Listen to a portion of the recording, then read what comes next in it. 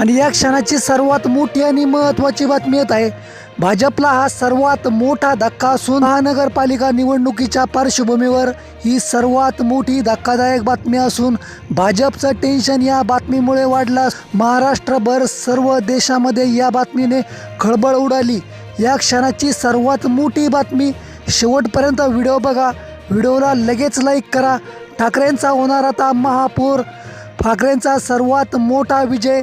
शिवसेना शिंदे पक्षाकडून दबावाचं राजकारण केलं जात आहे. या दरम्यान आता भाजप आणि शिवसेना उभाठा एकत्र येण्याचे संकेत सूत्रांनी दिलेत. राज ठाकरेंच्या पुढाकारातून ही नवी खेळी खेळली जाऊ शकते. बाळासाहेबांच्या जन्मशताब्दी वर्षी ही नवी नांदी पाहायला मिळू शकते अशी सूत्रांची माहिती आहे. तर शिवसेना शिंदे पक्षाकडून सातत्यानं कुरघोडीचं राजकारण सुरू आहे. आधी बदलापूर, त्यानंतर आता कल्याणमध्ये देखील शिवसेनेकडून भाजपवर कुरघोडी करण्यात आली आहे. त्यानंतर भाजपकडून कठोर निर्णय घेण्याचे संकेत देण्यात आले. घोडे बाजार थांबवण्यासाठी मनसे आणि शिवसेना उभाठाचं एकमत झाल्याची सूत्रांची माहिती आहे. तर 2019ला भाजपपासून वेगळं झाल्यापासून शिवसेना उभाठाचं नुकसानच झालं असल्याचं मत पक्षातील नेत्यांचंही झालंय. त्यामुळे जुन्या मैत्रीचा नवा अध्याय सुरू करण्याची तयारी सुरू असल्याचं देखील मत सूत्रांनी व्यक्त केलंय. शरद पवार आणि एकनाथ शिंदे यांना बाजूला सारून जुन्या मैत्रीचा नवा अध्याय मुंबई महापालिकेपासून सुरू व्हावा अशी तयारी सुरू झाली आहे. 8 वर्षांपूर्वी 82 जागा असताना देखील भाजपनं तत्कालीन एकसंध शिवसेनेला बिनशर्त पाठिंबा दिलेला होता. त्याची परतफेड आणि सन्मान एकत्रित वाटचाल यावर समझोता होण्यासाठी हालचाल सुरू झाली आहे. देवेंद्र फडणवीस आणि उद्धव ठाकरे यांच्यामध्ये समन्वय जोडण्यासाठी राज ठाकरेंची भूमिका आता निर्णायक ठरणार असल्याची माहिती आहे. थेट जाऊयात आपले प्रतिनिधी प्रशांत बाग यांच्याकडे. प्रशांत, मुंबईचा महापौर कोण होणार यावर आता बऱ्याच चर्चा झाल्यात, पण यानंतर भाजप आणि शिवसेना उभाठा एकत्र येणार का या चर्चा आता नवीन सुरू झाल्यात.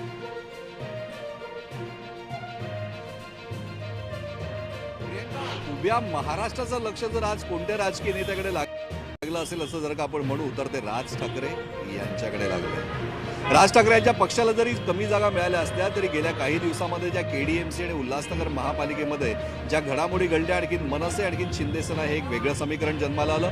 आणि याचबरोबर BMC डोळ्यापुढे ठेवून जर का कोणत्या हालचाली होत असेल तर त्या कशा असल्या पाहिजेत जुन्या मित्रांसाठी आवश्यक, या सगळ्या गोष्टींचा उहापोह सुरू झाला आहे. आणि याचमुळे राज ठाकरे यांची जी पोस्ट आहे आणि त्या पोस्टमधला जो शब्द आहे लवचिकता, लवचिक हा अत्यंत महत्त्वाचा आहे. पण जी माहिती आपल्यापर्यंत पोहोचते त्यानुसार जे बिनीचे शिलेदार उद्धव बाळासाहेब ठाकरे शिवसेना पक्षातले आहे किंवा भारतीय जनता पक्षातले सुद्धा आहे, हे खऱ्या अर्थाने कोर टीममधले सदस्य किंवा बिनीचे शिलेदार यांचं सुद्धा मत हेच आहे किंवा प्रयत्न हाच आहे की कोणत्याही परिस्थितीत महाराष्ट्राचा जर का विकास करायचा असेल तर तो सत्ता संघर्ष करून घोडेबाजार करण्यापेक्षा एकत्रित जुन्या मित्रांनी का येऊ नये.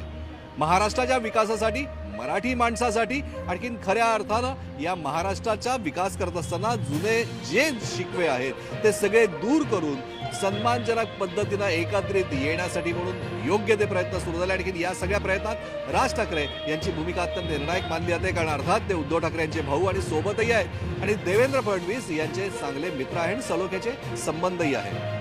आज सकाळी 7:19 पंतप्रधान नरेंद्र मोदी यांनी जी मराठीत बाळासाहेब ठाकरे यांच्याबद्दलची आदरभावना व्यक्त करण्यासाठी म्हणून जी पोस्ट केली राज ठाकरे यांच्या पोस्टच्या आधी, ती पोस्ट सुद्धा अत्यंत बोलकी आहे. अर्थातच दिल्लीचं बाळासाहेब ठाकरे यांच्यावर असलेलं प्रेम, ठाकरे परिवारावर असलेलं प्रेम, या प्रेमातनंच ही सहमतीशिवाय काहीही महाराष्ट्रात होऊ शकत नाही. आणि गेल्या काही दिवसात जर का आपण बघितलं तर भारतीय जनता पक्षाचे प्रमुख नेते असो किंवा उद्धव बाळासाहेब ठाकरे शिवसेना पक्षाचे नेते असो, हे कोणत्याही प्रकारचे आरोप प्रत्यारोप किंवा शेलकी टीका ही एकमेकांवर करत नाहीये. 8 वर्षापूर्वी ज्या 82 जागा असताना सुद्धा भारतीय जनता पक्षानं उद्धव बाळासाहेब ठाकरे यांना म्हणजे तेव्हाच्या एकसंध शिवसेनेला बिनशर्त पाठिंबा दिला होता, त्याची परतफेड करण्याची वेळ आता उद्धव ठाकरे यांना आलेली आहे. अर्थातच या सगळ्या परतफेड नुसता हा विषय नसतो तर सन्मानजनक पद्धतीनं या सगळ्या एकत्रीकरण व्हावं हा प्रयत्न आहे. कारण मातोश्रीचा श्वास मानला तो BMC, ठाकरेंचा श्वास मानला तो BMC. पण यंदा जर का BMC मध्ये सत्तेत येत नसेल, आणखीन तेही बाळासाहेब ठाकरे यांच्या जन्मशताब्दी वर्षाच्या काळात, तर काय अर्थ आहे? अशा प्रकारची भावना बिनीचे शिलेदार शिवसेनेचे व्यक्त करताय उद्धव बाळासाहेब ठाकरे पक्षाचे. याचमुळे या नवीन एकत्रीकरणासाठी दोघही पक्षातले कोर टीमचे प्रमुख नेते सुद्धा सहमत आहे आणि हीच सगळ्यात महत्वाची एकत्रीकरण येण्याची नवी नांदी ठरू शकते. बीएमसी और महापौर कोड हा जितका महत्वाचा मुद्दा चर्चेत आहे तितकंच या बीएमसीच्या निमित्तानं जुने मित्र पुन्हा नवी नांदी जोडू शकतायत. कारण आपल्याला माहिती आहे की बाळासाहेब ठाकरे यांनी आपल्या उभ्या हयातीमध्ये शरद पवार जरी मित्र असले तरी त्यांच्याबरोबर राजकीय समीकरण कधी जुळवलं नाही आणि तीच सल शरद पवार यांच्या मनात होती. बाळासाहेब ठाकरे गेल्यानंतर शरद पवार यांनी उद्धव बाळासाहेब ठाकरे यांच्यासोबत राजकीय समीकरण जुळवलं आणि गेल्या 5 वर्षामध्ये महाराष्ट्रामध्ये अखंड मोठा सत्तासाठी घोडे बाजार महाराष्ट्रानं बघितला, सत्ता संघर्ष बघितला, राजकीय पक्षांचे एकमेकांवरचे आरोप प्रत्यारोप बघितले आणि या सगळ्यामध्ये जर का कोणाची हानी झाली असेल तर ती राजकीय पक्षांची झालीच, पण त्यापेक्षा उभ्या आपल्या राज्याची झाली, महाराष्ट्राची झाली, मराठी माणसाची झाली, विकासाभिमुख भूमिकेची झाली. त्यामुळे महाराष्ट्राला जर का खऱ्या अर्थानं प्रगतीपथावर न्यायचं असेल, मराठी माणसाचं मराठीपण जपायचं असेल, हा देश जो आपण म्हणतो ना की आर्थिक राजधानी जर कोणती असेल आपल्या देशाची तर तिला मुंबई मानलं जातं. तर मग हा वर्चस्व कायम जर का राखायचा असेल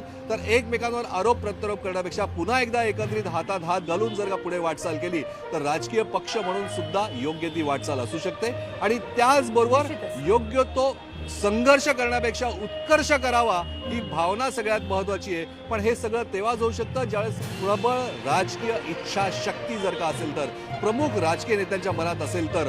असं म्हणतात ना, ही तर म्हण आहे की आले देवाजीच्या मनात. आता देवाजी या शब्दाचा अर्थ देव म्हणून सुद्धा होतो आणि देवेंद्र फडणवीस म्हणून सुद्धा होतो. अशा प्रकारच्या आता अतिशय महत्वाचा मुद्दा तुम्ही इथे मांडलेला आहे की जुने मित्र आता पुन्हा नव्याने मैत्रीचा अध्याय सुरू करतील का हे पाहणं तितकंच महत्वाचं आहे जितकं महत्वाचं मुंबईचं महापौर कोण होईल हे पाहणं आहे.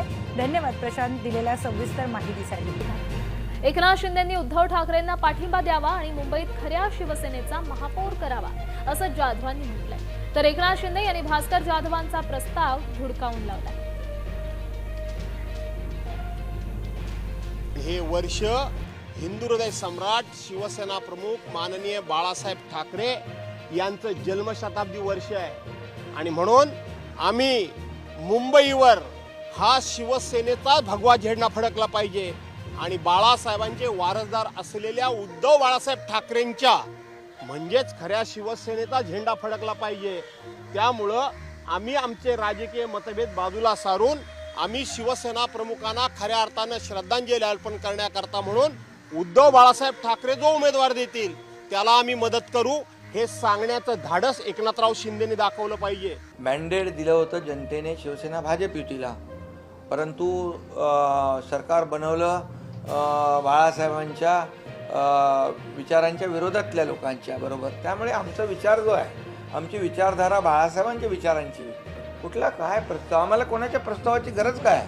इथे शिवसेना भाजप युतीचा महापौर महायुतीमध्ये होतोय मुंबईमध्ये. तुम्ही म्हणालात की पक्ष निर्णय घेईल शिंदेचा पाठिंबा घ्यायचा की नाही, काय करायचं यापुढे. येस शिंदेचा पाठिंबा घेणार नाही. हां, ते हवं की पक्ष विचार करेल. एवढे आजही ती भूमिका एवढे आहे. शिवसेनेवरती वाईट दिवस आलेले नाही. सत्ता मिळाली नाही म्हणून आमचा जीव तडफडत नाही, आम्ही कळवळत नाही.